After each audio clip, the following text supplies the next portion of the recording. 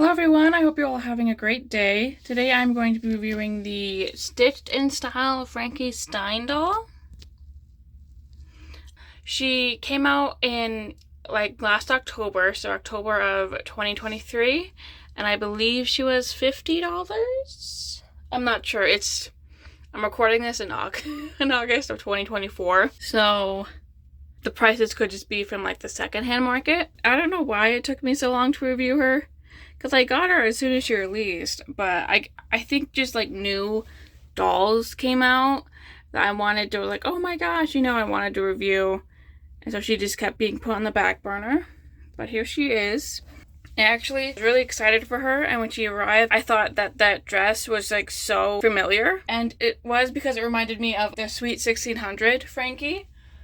So I bought a Sweet 1600 Frankie because this dress reminded me of it. So I was pretty psyched. I do like that these two both have a theme of a do-it-yourself kind of thing. Although Stitch in Style Frankie is more with the theme. Here's the back. So Stitch in Style Frankie Stein. Frankie Stein is stitched together in a look that electrifies. Stitching style with edge, Frankie Stein stuns in a deconstructed couture gown that celebrates the timeless art of tailoring and dressmaking. Reminiscent of a dress mannequin, a halter bustier with top stitching is paired with a ruched over skirt with asymmetric layers and a creeperific tulle, accented with a dramatic train. A gorgeous caged headdress with a crown of needles and matching chain bracelets creates a high-voltage fashion. Her look is finished with patchwork stilettos with a chic needlepoint heel. Elegant and electrifying, Frankie Stein is perfectly pulled together in a look that will have ghouls falling apart at the seams. I do not know how you'd be able to walk in that shoe. That's for Frankie to figure out. I really like the silver belt and accessories she has. And I'm definitely keeping this box. It's not as detailed as other boxes are, but I do think it's cute. Especially the background. Look at that. But next time you see her, she will be out of the box. And here she is. First of all, I cannot stress enough how much of a miracle it is that she is not falling off on this stand. The stand is so wobbly. Just hold on. Oh, so now she's stable. Let me move a foot. There we go. Off camera, she was wobbling all over the place, and now she's nope, we're gonna be stable. So I guess I finally made it stable. Maybe it's just an issue with me then. First thing of note is the headdress and the silver parts. So these can actually hurt when you press down on them. So they're a little bit pointy. I don't think they're pointy enough to draw blood. I do find it interesting about the barbed wire. One thing I've noticed is that this design very much looks like it could also be in I want to say a Silent Hill game, with the chains, these chains, specifically this. It's I can just see this on the head, it's coming at you in a Silent Hill game. I've never played a Silent Hill game. This is just what I've seen. She has these needles up here. They're not soft. They're very bendable. I do wish the back of the headset was connected. Unfortunately, it's not. I actually enjoy the reuse, I guess, of materials throughout the design. These we appear here and we appear here. And then, shoes, which again, under no circumstances would she be able to walk in these. Are you joking? Because it's so bendy. And then this, there's no, there's basically no structure. It's just a hole. She's gonna break these and fall. I do like the measuring tape on the shoes. Her hair, I think, is very chic, and it very much matches the makeup. I really like it, especially the lip. It's very cute. And I do enjoy that the bustier is simple compared to the rest of the outfit. It doesn't make it seem gaudy, even if it is a little bit wonky. And it does fit with the theme, with the stitching. And, this is a choice, but it's a choice I like. Little bracelets. I don't know if that's what they're technically called. One thing I do like about the design is the sewing references, but you know, it's stitched in style. There's going to be a lot of sewing references in it. However,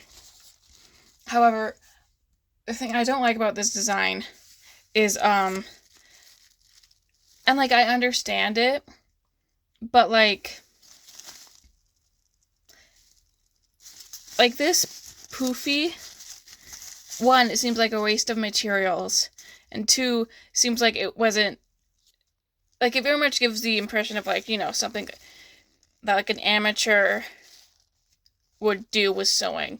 Speaking as an amateur in sewing. Like, it looks like it wasn't planned out, forethought, especially with the visible stitching here, just kind of thrown together. And especially with the way that the dress doesn't go all the way down, thus letting us see this area. So, like, and I get what they were going for, because it can be hard to do a, like, design clothes based off of sewing, because clothes are already sewn. Sorry, my cat's playing with a cardboard box. But yeah, clothes are already sewn, and so when you want to, like, make it more obvious, oh, this is about sewing, you might want to use, like, more, I want to say, amateurish actions. But especially on a doll, it just seems like kind of cheap. Especially, like, right here, again, you can see it just the fabric cuts kind of seem a little bit wonky to me. Especially since, you know, like, Frankie, I feel like, is the only one who would be able to really work with this design, because her whole thing is that she was sewn, right? She was sewn together. She has a very visible stitching. But then you would think that she would be a good, you know, sewer. And she wouldn't be making these mistakes. So it's like, it's a hard topic. It's a hard theme to do. And so these are the points I just feel like they didn't do well. You know? Because, like, this whole skirt just kind of looks like she was running out of time, and she just had to, like, just throw some stuff together. So I would have preferred... Hello. Hey, honey. Well, Max likes it. Max likes the doll.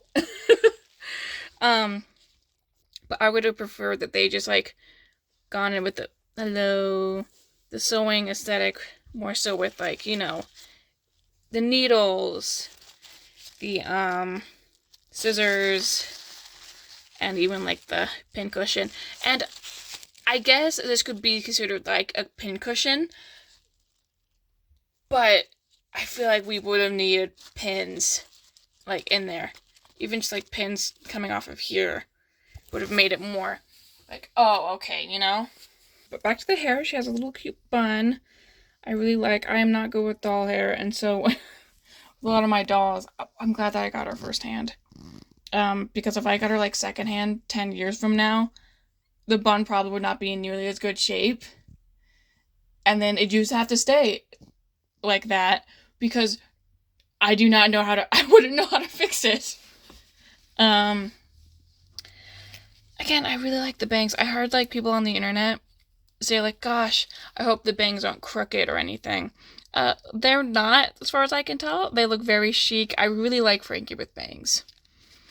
I wish they used a different, like, hair fiber, because I don't know what this hair was like with this hair fiber, but it feels jelly, you know? Like, it feels like you put gel, or, like, it kind of feels greasy to me.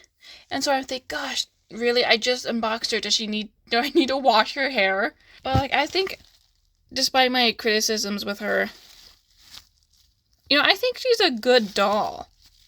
Like, I'll probably end up going to love this, because I do understand what they were going for with this. So I do think I'll go to love the criticisms I have about her.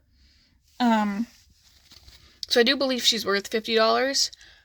She's not worth more than $50 though. I've seen resellers selling her for like $150, and she is not worth that much. Do not buy her for $150 because geez Louise, like, she's just a doll. She's not made with any like amazing material as far as I know. It's just plastic, hair fiber that could be better. Whatever this fabric is, just a bunch of tulle and like pleather. She is not worth, she's cute, she's fun, not worth $150, you know? So, I mean, you can only really buy her on the secondhand market now, but I would definitely, like, do maybe a price. You know, like, how much are you willing to spend? How much are you really willing to spend on her? Because I think $50 for me was enough, you know? But I don't know. If you're a really big Frankie fan, you might maybe be like, oh, I'll pay $80. Don't pay more than $100. Just don't. Yeah, I think that's the end of all I have to say about her. I wish I recorded this earlier, when I was like, when she had been, you know, more newly released, and I was more excited about her, because now she's been just like in my closet for a while, and I've kind of gotten used to her. And you know, when I get used to dolls, I find it's like I've already seen just about everything, and so it's harder for me to find things that, you know, stand out to me, because it's just like, this is the usual. You know? I forgot to show off her certificate of authenticity. But she comes with a certificate of authenticity. It's kind of hard to see with the lighting. I'm sorry. Hold on. There we go. Stitch and Style Frankie Stein. It certifies the Your Style Stitch and Style Frankie Stein doll, materialized through the collaborative efforts of designers and artists at Mattel. Signed by Annalise Lau. I'm not really sure why they do the certificate of authenticity. I don't know of like doll brands that would be of like, you know, knockoff dolls that would be able to make these look even slightly like the actual ones. But you know, this is nice to have. I kind of want to get her a mini sewing machine. Thank you so much for watching this video. I really hope you enjoyed it, and I hope you all have a wonderful rest of your day. Goodbye!